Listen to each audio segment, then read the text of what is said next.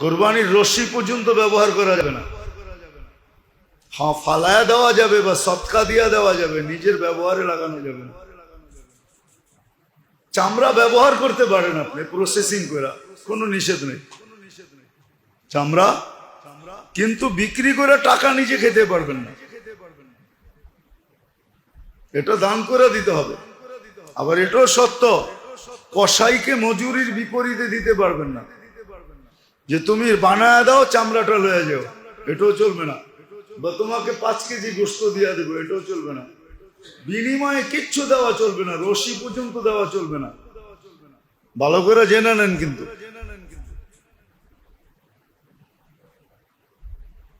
কুরবানির চামড়া আপনি ইচ্ছা করলে ব্যবহার করতে পারেন, প্রসেসিং করেন, ব্যবহার করেন। অনেক দেশে করে ব্যবহার, আমরা তো জানি না, এই জন্য প্রসেসিং করতে পারি না, ব্যবহার করতে পারি না। আপনি ব্যবহার করতে পারেন।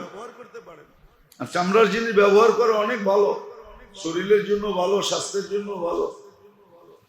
এটা তো আবার অন্য দিকে চলে যাবে, এই জন্য তো আমরা রোগে আক্রান্ত। কেন আমরা বাবু, সবাই বাবু ঠিক গেছি।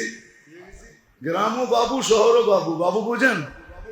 হ্যাঁ, গড়েও স্যান্ডেল পায়ে দিয়ে হাঁটে, অথচ নিজে মাটির থেকে তৈরি। কোনো আর্থিং এর যোগাযোগ আমাদের যুগের পর যুগ আমাদের শরীরের সাথে নেই। আর্থিং চিনেন? আমাদের শরীরটা মাটির থেকে তৈরি, এটার আর্থিং এর প্রয়োজন ছিল, কোনো আর্থিং নেই। এটা আবার আলাদা, কোনোদিন মনে হইলে বলবো না। এটার উপরে এখন রিসার্চ চলতেছে, ক্লিনিক পর্যন্ত খুলে গেছে আর্থিং এর চিকিৎসা, আর্থিং দিয়ে চিকিৎসা। আমাদের আর্থিং নেই, শরীরে আর্থিং পায় না। আগের যুগের মানুষ স্যান্ডেল পায়ে দিত না। হ্যাঁ, বিয়ে শাদিতে গেলে পায়ে দিতেন, বাকি সারাদিন খালি পায়ে হাঁটতেন। হ্যাঁ, বুড়া হয়েও জোয়ানের মতো চলতেন। আর এখন জোয়ান হয়েও বুড়ার মতো চলে। জোয়ান দেখবেন চারে বয়ে নামাজ পড়ে, কি কোমর চলে না। এখনই যদি কোমর না চলে, 20 বছর পরে কি চলবো? তখন তো কবরও চলবো না মনে হয়। আর্থিক পায় না শরীর। চামড়া ব্যবহার করতে পারবেন আপনি প্রসেসিং করে। হ্যাঁ, আমাদের দেশে চামড়া খাওয়ার প্রযুক্তি নাই, দুনিয়া অনেক দেশে চামড়া খায়। আমরা তো খাই ভুড়ি, ঠিক না? হ্যাঁ, যেটা খাওয়ার না ওইটা খাই। চামড়া কিন্তু ভুড়ির চেয়ে 100 গুণ বেশি মজা, কিন্তু প্রসেসিং জানতে হবে চামড়া কেমনে খায়। আমাদের দেশে না চামড়ার দাম নাই, চামড়ার দাম আছে। $200-300 এক একটা চামড়া বিক্রি হয়। যেই দেশে চামড়া খায় ওরা প্রসেসিং করে। আপনারা তো আইনা খাওয়াইতে পারবো না, খাওয়াইতে পারলে, খাওয়ানোর পরে না বললে আপনি জীবনে ধরতে পারবেন না আপনি কি খাইছেন। বলতে হবে যেটা তো চামড়া খাইলেন। আপনি তো মনে করবেন গোস্ত বুঝি ছোট ছোট বুটি বুটি করে আমার খাওয়াইছে, আর টেস্টি কি, মজা কি। বলে আপনি খাইছেন? হ্যাঁ, আমি খাইছি, এই জন্য কইতেছি আপনাদের। আমাদের দেশে প্রযুক্তি নাই, চামড়া কেমনে খায়। তাহলে আমাদের দেশেও চামড়ার দাম হইতো। মাদ্রাসালার এত কষ্ট করে চামড়া উঠায়, বেচে 400-500 টাকা, ঠিক না? সিন্ডিকেট এমন হওয়ার হয়েছে। এখন করবো মাদ্রাসালার তো পয়সার দরকার, এই জন্য উঠায়।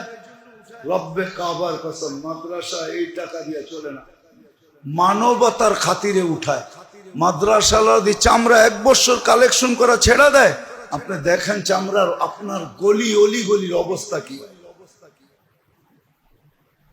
আপনি যাবেন ট্যানারিতে নিয়ে একটা চামড়া বেচতে, আপনি তো ফালাইয়া দিবেন।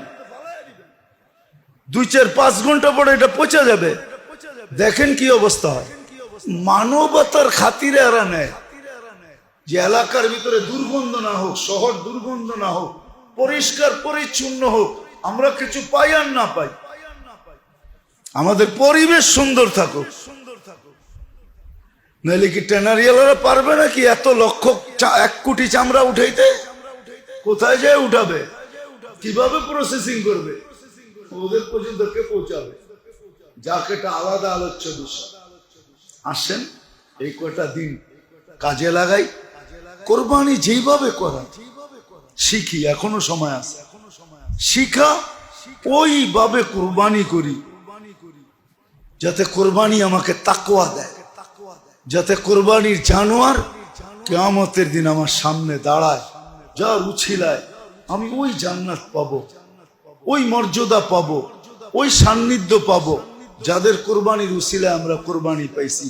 ইব্রাহিম আলাইহিস সালাম, ইসমাইল আলাইহিস সালাম, হাজেরা আলাইহিস সালাম, মুহাম্মদুর রাসূলুল্লাহ সাল্লাল্লাহু আলাইহি ওয়াসাল্লাম, এদের সান্নিধ্যে যেন আমি কিয়ামতের দিন উঠতে পারি।